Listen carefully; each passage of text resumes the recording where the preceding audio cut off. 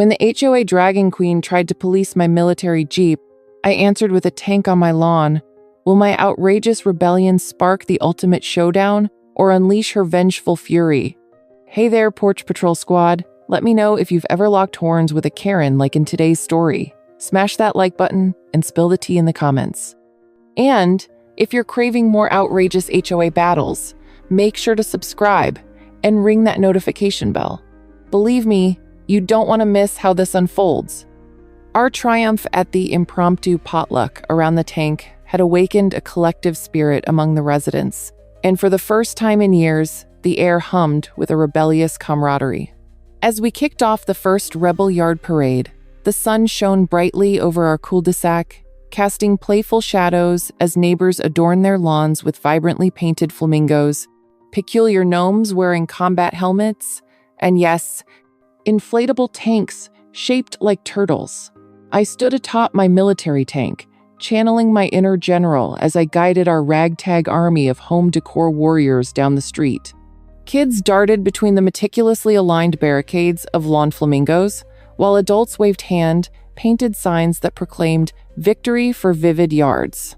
All the while, Lucas captured every hilarious moment for his channel, muttering catchphrases like, "Chaos has never looked so aesthetic," under his breath. Of course, not all eyes were smiling. Clara's ashen face, normally resembling a carefully pressed power suit, stood stark against the colors of our formidable protest, lurking at the end of the street like a vengeful apparition. She had been plopped there like a lifeguard scolding kids for splashing their neighbors, clipboard positioned across her chest with a finger poised, ready to scribble down her next batch of neighborhood infractions. I could practically hear her disapproving thoughts swirling in the tense air. How dare they celebrate insubordination with such gaiety? Despite her best efforts to maintain a veneer of authority, the laughter echoing from my thriving parade echoed like a siren's song, coaxing other neighbors to join our growing army of disruptors. But Clara hadn't given up. She was plotting something sinister behind her steely gaze. Seemingly sensing her impending doom as people snickered and rolled their eyes at her attempts to instill fear, she clutched her clipboard tightly, more for comfort than authority. In a desperate bid for control, she yelled, "Enough of this nonsense!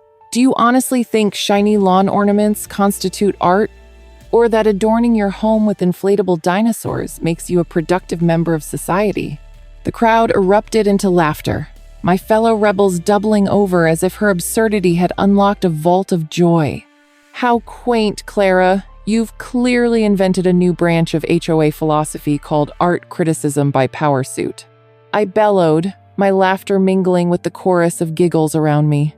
With our demeanor firmly set in celebratory mockery, I gestured dramatically toward Clara before delivering my pièce de résistance.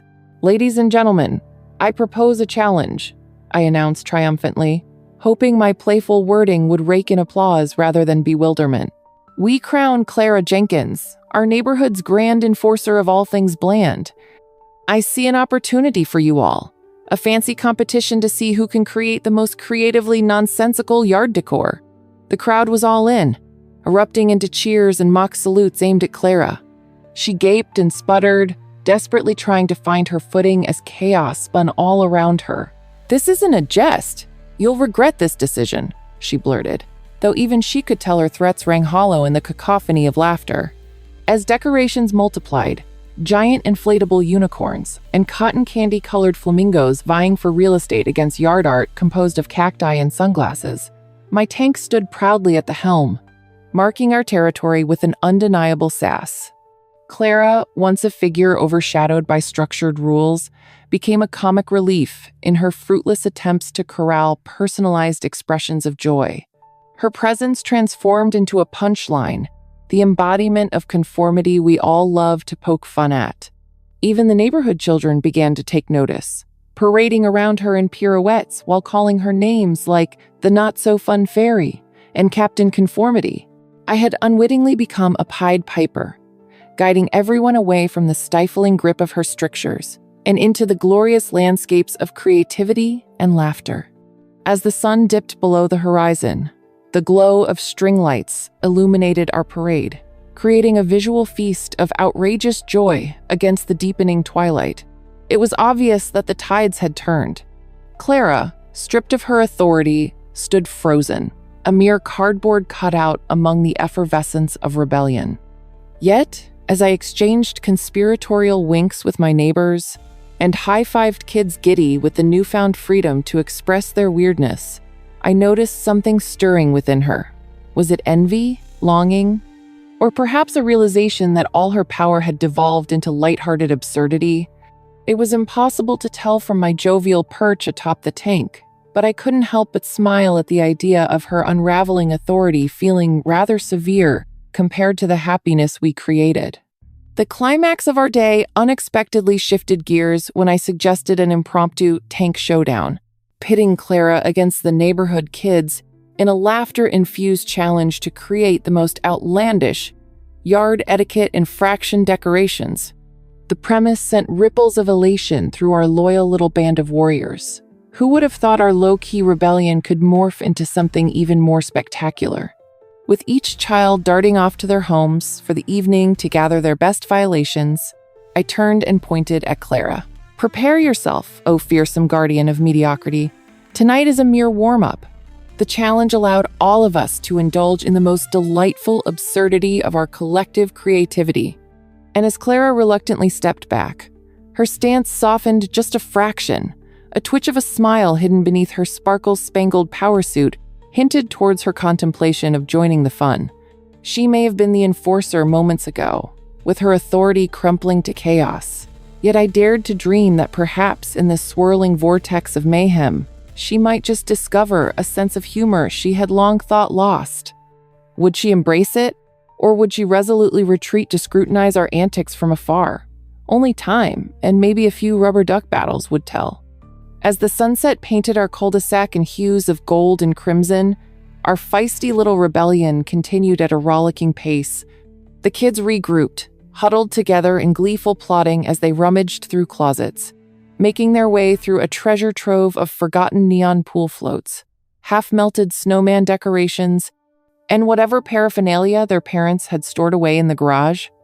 Each neighbor contributed their flair, and the cacophony of laughter created a symphony of mischief. "I think my inflatable cactus can rival your gnome of condominium battle," shouted Lucy from 2 doors down, who was harboring her aspirations of becoming the Picasso of absurd lawn art.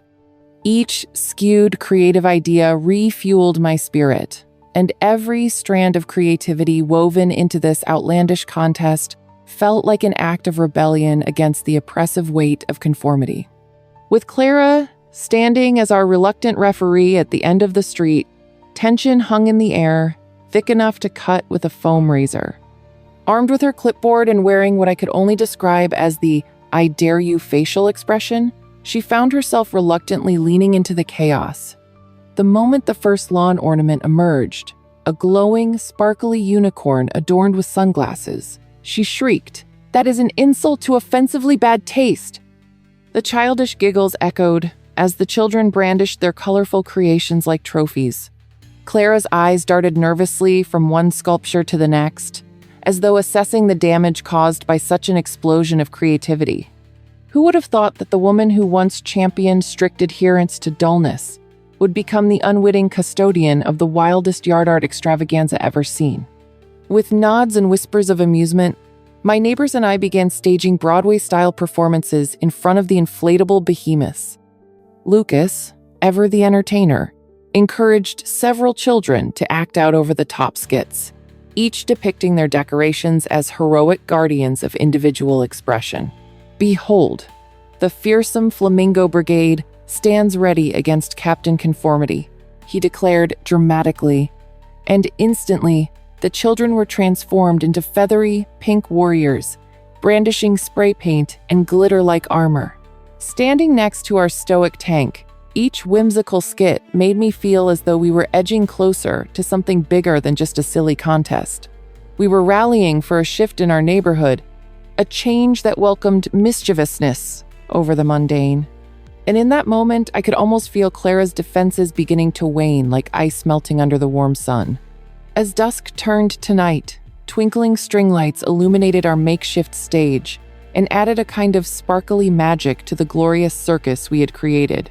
The laughter felt contagious as Clara, despite herself, found her chin inching upward, the corners of her mouth daring to twitch into a smile. It may have been the gleeful shenanigans or the sheer silliness of what had transpired, but there was something about being part of something larger than oneself. And when the parade of improvised yard art hit its zenith, a wave of applause erupted, unexpected and electrifying. Clara's once stern demeanor began to crack, hinting that maybe conformity didn't have to reign supreme. In fact, maybe our rebellious spirit felt more like home than pretending to be a robotic enforcer. In the thrilling peak of this beautiful chaos, a particularly ambitious kid, brandishing a rubber duck dressed as a pirate, darted forward to challenge Clara directly. "You should join us. You can be captain of the chaos crew," he exclaimed, the innocent challenge ringing through the air like a challenge on an ancient battlefield. The gathered crowd shifted their attention toward Clara, whose poker face faltered under the pressure of unyielding laughter. It was in this absurd moment where both the sentiment of creativity and the power of community swirled together that Clara, cheeks flushed, caved. With a huff, she adjusted her oversized clipboard, and for the briefest moment, I caught a sparkle of recognition in her eyes. Perhaps she understood that laughter could shatter the walls of rigidity and build bridges instead. Clara, ever the calculated strategist, finally took a step forward, dislodging her formidable power suit's grip on authority little by little. All right, perhaps I can allow a little chaos just this once," she exclaimed, her voice wavering between reticence and intrigue. The crowd erupted into cheers, as if we had collectively conquered a fortress. Maxley I, commander of the tank, had now become a champion not just for our art installation, but for opening the door to acceptance. As Clara tentatively joined the children's makeshift pageantry, wittily adjusting her own boring lawn ornament for extra flair, my heart swelled with a mix of madness and triumph. The night wore on, laughter and antics spilling into the twilight as Clara donned a glittery eye patch and commandeered a feisty rubber chicken. I never thought I'd see the day when our diverse, colorful decorations would transform into a symphony of joyful expressions that even Clara couldn't contain.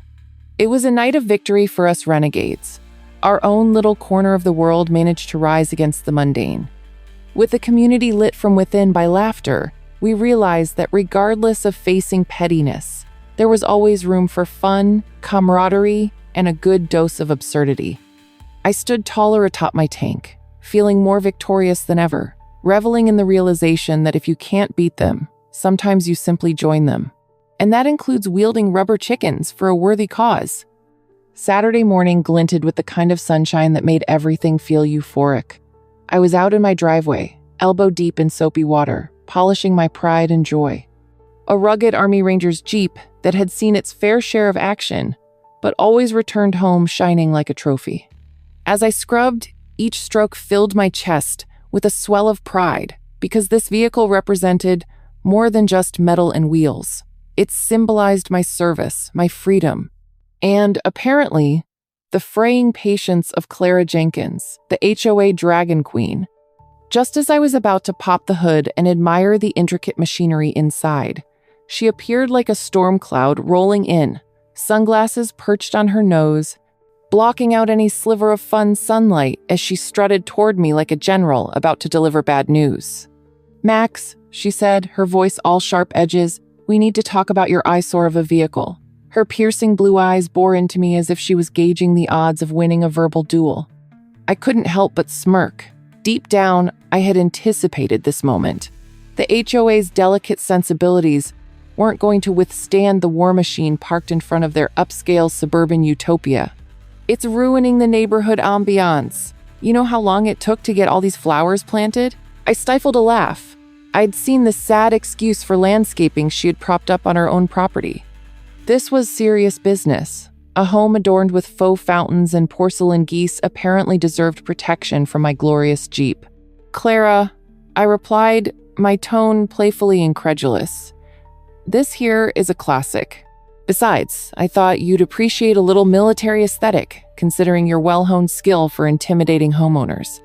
Her face flushed crimson, and I could practically see the gears turning in her torrent of fury. To anyone who underestimated the intelligence of a schoolyard bully, I was living proof of the strategic war tactics I'd relearned overseas. And right now, my battle strategy was serviceable, an eye for an eye. But clarity struck me. I needed something truly epic, something that would convey my message while sending Clara's pearls flying in horror. That's when a wild idea struck me. Instead of merely defending my territory like a mere charlatan, I could retaliate in grand style. My mind raced with the possibilities. Why not park a real tank in front of my house? That'd surely escalate this HOA absurdity to a cosmic level. And as the plan took root, I could hardly suppress the grin curling at the corners of my mouth. I confided in Lucas, my neighbor and aspiring YouTube sensation, who was more than willing to help with the chaos. "Can you imagine the views we'd get?" Lucas exclaimed, grabbing his camera and gleefully bouncing on his heels. Highlighting absurdity and entitlement through video seemed like a hallmark of his content, and I was more than willing to give it a whirl. The next day, with Lucas by my side and a hefty rental fee willingly paid, we set up the most ludicrous of protests. A military tank plopped right on my front lawn. As I stood there, giddily setting out my "Welcome Neighbors" sign next to the machine, I chuckled at what was about to unfold. Clara's beret of entitlement was about to get unfashionably disheveled. Lucas trained his camera on me, ready to capture the expression of disbelief that would undoubtedly cross the HOA's faces. When Clara finally showed up, mouth agape like a goldfish, I felt a rush of satisfaction bubbling through me. Did I hear someone say military aesthetics was an issue? I grinned, hands on my hips. The drama unfolded with all the irony of a Shakespearean play. Clara fumed under her platinum bun, disrupted by this uninvited intruder, and her outcries over neighborhood decorum were only matched by my belly laughs. She brandished her phone, frantically calling the HOA board for support, but little did she know that their aura of entitlement would only amplify the hilarity of this situation. Lucas, narrating the event like it was the finale of the most absurd reality show, made sure to capture every bemused reaction from neighbors who flocked to witness the spectacle. Security guards arrived, bewildered, gazing at the beast of a vehicle, the wheels larger than 3 of their squad cars, while I basked in their disbelief. As the sun set, painting the sky with strokes of pink and orange, I leaned against the tank and let out a triumphant laugh. Through the outlandishness of it all, a sense of camaraderie emerged from our shared mockery of the HOA. Clara, defensively rigid, looked utterly ridiculous in her power suit amidst the chaos of the tank. Her authority took a dive into the ludicrous pit of downfall she herself had unwittingly dug. But no one was prepared for what came next. As she turned to leave, her foot snagged on a garden hose, causing her to stumble backward into a face full of shrubbery. The uproar of laughter from the crowd erupted like an overflowing water balloon, sending Clara's dignity wheeling down the hill. Could this absurd showdown finally put the HOA in its place? The tank sat in my front yard like an oversized lawn ornament, one that absolutely nobody would overlook. As neighbors ambled over, drawn by the spectacle, I felt a mix of pride and mischief. They gathered, cameras out, smartphone screens glowing as they captured the ridiculousness of the moment. Lucas was in his element, narrating everything live on his stream, shaking with laughter as he joined in on the performance. "Welcome to my humble abode. Please, take a moment to gawk at my military aesthetic," I shouted dramatically, sweeping my arms out wide. The crowd chuckled, clearly entertained, and beaucoup confused, as Clara's fuming presence lurked somewhere not far off. Meanwhile, from her distant perch, Clara's expression morphed into a blend of disbelief and fury, a grandmotherly tension at war with a raging whirlwind of HOA protocols.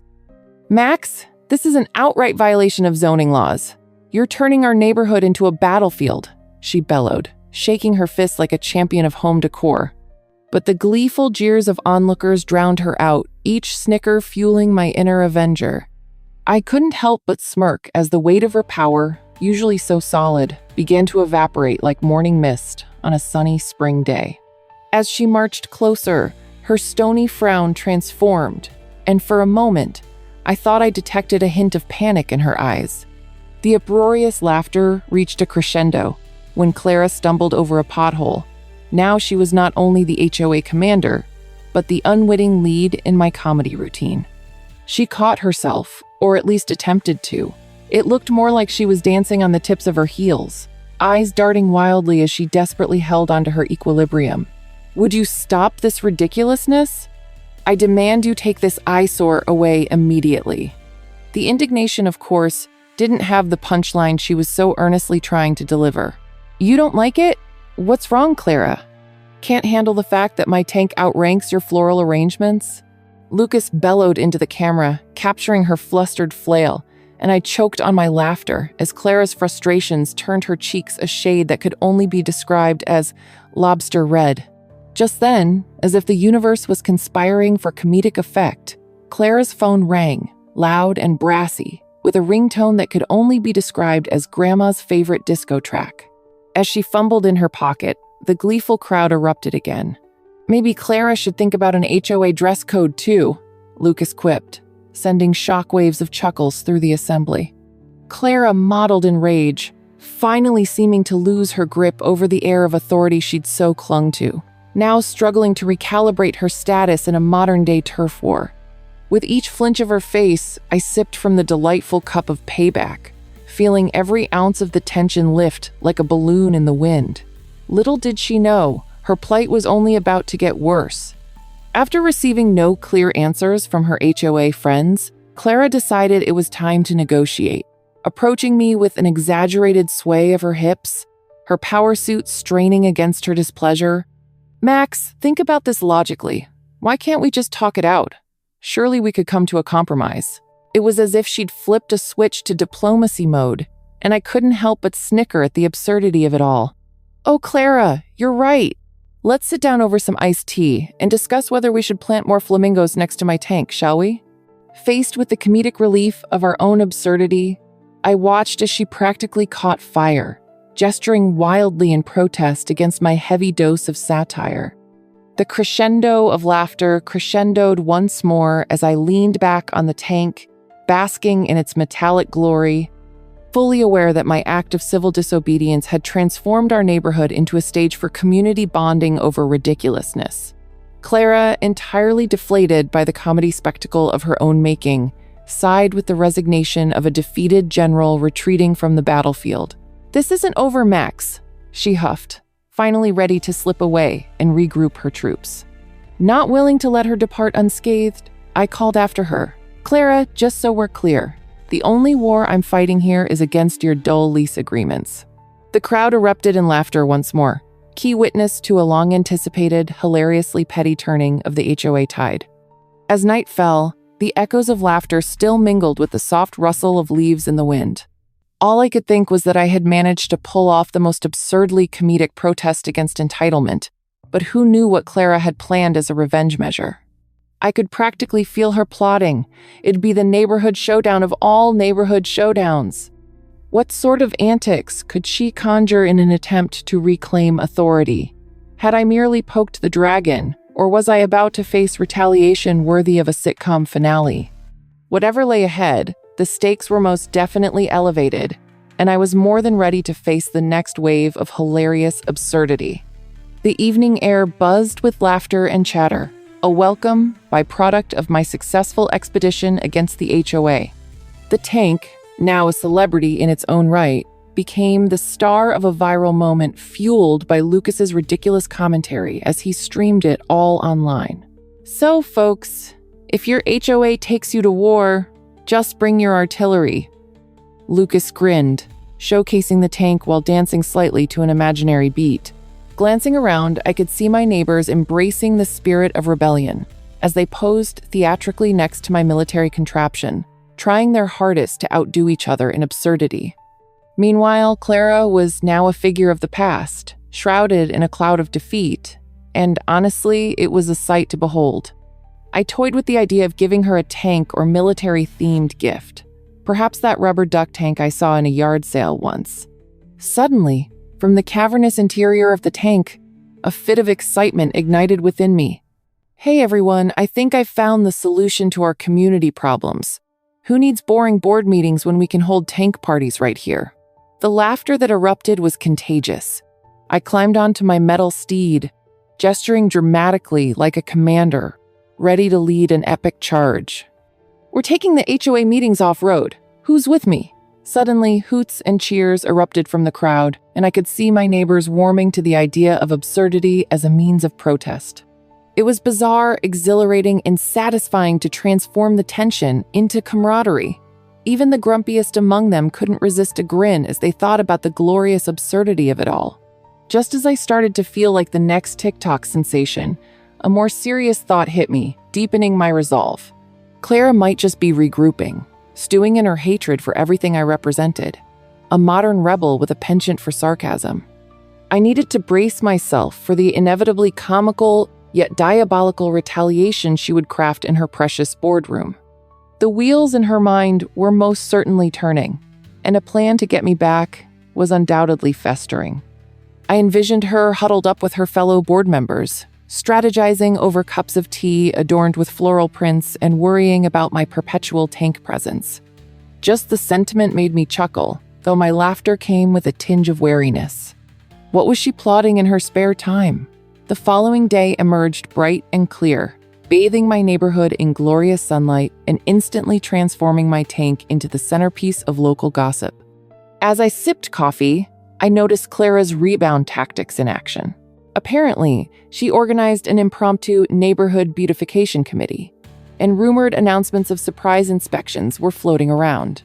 I could already imagine Clara arriving with a clipboard and nails, a mock patriotic soldier sweeping in to tidy up the place, except her mission was clearly aimed at mine. You know, Clara's planning something, Lucas pointed out with a grin while scrolling through social media. There's buzz about guerrilla gardening and themed rules for the tank. I can almost picture her with gardening gloves and a giant stamp labeled denied.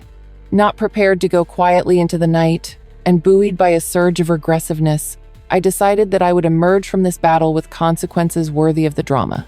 I started painting a sign to adorn the tank, envisioning Clara's expression when she spotted the bold inscription, "Any yard needs a tank." Meanwhile, I dived into the creative spirits of my neighbors, calling for reinforcements to brainstorm the next community protest extravaganza. We tossed ideas around like confetti. What about a community tank ride rare event? Maybe we could even place a life-size Clara cardboard cutout in the back seat for laughs. The more insane the thought, the better, because I could find no grin sharper than the one that creased my lips each time I pictured her attempting to dig her way out of the reef I'd created. Just as laughter ensued over the brilliance of our improvised protests, there came the sound of approaching footsteps. I watched as Clara marched down my street, clipboard in hand, flanked by a few board members. Her expression was one of elaborated vengeance. She seemed determined, as if ready to charge into battle, fully armored in her pearls and faux leather power suit. I had to hand it to her. The fortitude was commendable. But how could she not expect that mocking her own makeshift squadron was the fate of her mission against me? With my neighbors gathering in feigned curiosity, I stepped down from my tank, ready to face her on ground zero. "What's this, Clara? This isn't a war zone anymore? It's a neighborhood celebration," I exclaimed, unable to contain a grin of delight. With Clara's thick eyebrows knitting together in wrath, and the remnants of her authority fraying before our eyes, a blissful battle of wits erupted on the horizon. I was determined to show her that we could keep fighting this good-natured banter, and not just through defiance, but also through sheer hilarity. The dawn of whimsical protest had arrived, and as they say, history is often written by the winners. Or, in our case, the trolls of a neighboring HOA. Who knew what would happen next? One thing was for sure. Clara and her crew would face a wave of delightful, ridiculous protests that no one saw coming. What absurdity would leave us all rolling on the floor next? Meanwhile, I thought it the best of times to gear up for the next episode of HOA Adventures. With Clara's determined advance down the street, clipboard clutched like Excalibur, and features tightly drawn in righteous indignation, I felt the atmosphere crackle with tension. Neighbors peeked out from behind curtains, their curiosity piqued as they surveyed the brewing showdown. Looks like we're in for the smackdown of the century, Lucas chuckled to himself, adjusting the camera angle on his phone to catch every moment for his YouTube channel. The incredulity of the situation felt almost surreal.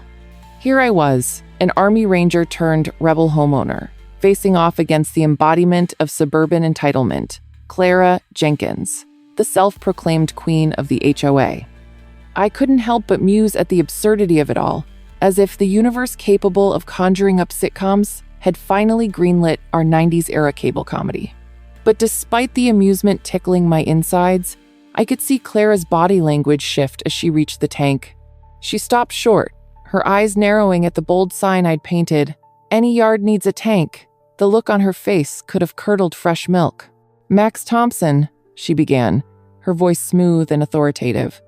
"This is exactly the kind of behavior that we, as a community, simply cannot encourage.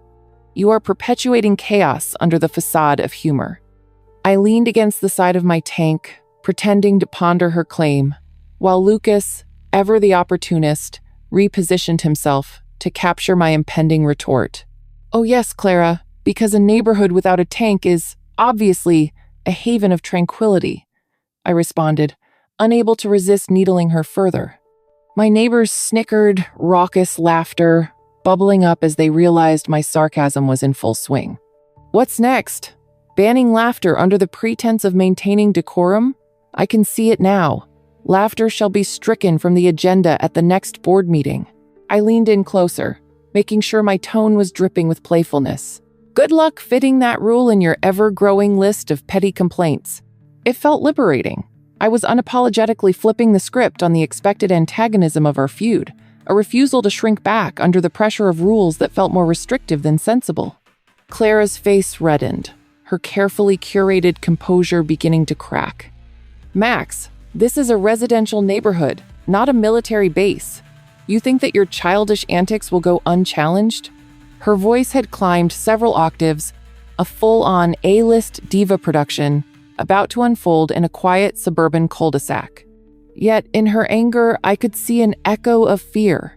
She feared losing control, losing her grip on the pristine command she believed came with her position. I noticed a few neighbors giggling behind their hands, and I seized the moment. "Ladies and gentlemen, I believe we have just discovered Clara's interpretation of a superhero origin story. The relentless crusader against yard decor choices. Watch out, here comes the rule enforcer." The crowd erupted into genuine laughter, and Clara's expression wilted just a tad further, the sparkle of control slipping away. It seemed that every quip and jest piled one atop another, heightening the absurdity of the entire encounter. I gestured around me, rallying the crowd with theatrical flair, fueling the momentum. "Look at us. Look at this glorious ensemble of dissent. Who knew rebellion could look so charming?" Giggles rippled through the crowd like waves, and every smirk and grin felt like a small victory in the grand theater of idiosyncrasies we called home. I caught a glimpse of Clara's comrades, their eyes darting back and forth between her and the burgeoning movement, unsure of which path to follow. The tide was unmistakably turning in favor of frivolity over her strict adherence to conformity. I had unknowingly stepped into the role of both comic relief and community champion, and it was one of the best feelings I'd had in ages, but I couldn't let up. She still had her clipboard, her dossier of complaints, and I could see the wheels turning in her mind as she strategized a counterattack. "I just want to remind you, Max, that there are rules in place for a reason," she responded, her voice struggling to regain its esteemed authority. "And one of those rules prohibits any form of military transport in the neighborhood." I titled my head slightly in mock consideration. "But do enlighten me, Clara. What's your next golden solution? Suggest sprinkling some fairy dust on every yard to ensure visual uniformity? Or perhaps we can have a neighborhood megaphone to announce violators every evening." A few neighbors erupted with laughter, while Clara narrowed her eyes further, visibly exasperated at my mockery of her serious intent. In this tense back and forth, I felt a surge of adrenaline. It felt like a heavyweight championship, and I was determined to make my next move count. With a flourish befitting a magician unveiling a show-stopping trick, I reached under my tank's armored chassis, to give my neighbors a sneak peek of my latest pop-up protest. A rubber duck sporting war paint atop Clara's cardboard cutout, which now sat proudly next to my tank. I had begged Lucas to craft it out of sheer desperation, and seeing it standing there with a "Join Us in the Name of Yard Acceptance" banner slung across its chest made the entire crowd roar. Clara's disbelief turned to outrage, and right there and then, the sheer ridiculousness of our conflict sparked something truly vibrant among the neighbors. From that day forward, Clara's stringent rules became mythology, kept alive in neighborhood lore narrated by every imaginative kid and bemused adult alike. She became the butt of jokes at yearly barbecue gatherings, her spectacles of authority reduced to mere gestures of absurdity. My tank transformed from an eyesore into an emblem of community pride, and we rallied together, participating in events that celebrated our diverse yard decorations. Whether it was a Paint Your Tank Day or a spontaneous rumble in the suburbs festooned with streamers, each gathering celebrated not just our varied aesthetics, but also our right to express ourselves. Clara soon realized that her obsession with conformity had stirred something far more potent, the incredible power of laughter and camaraderie. Gone were the days of sterile, prim encounters. Instead, they blossomed into vibrant disputes fueled by the absurdity we loved. The next HOA meeting would soon arrive, and the thought of seeing Clara's reaction to our newfound spirit sent a thrill of delight through me. What whimsical twist awaited us next in our suburban saga? It felt like a delightful cliffhanger in the series of our lives that neither of us saw coming. Thanks for tuning in. It really means a lot to us. If you're still fired up from this HOA showdown, check out our next jaw-dropping battle on the right, or let YouTube surprise you with another wild ride on the left. Take your pick, and I'll see you in the next neighborhood drama.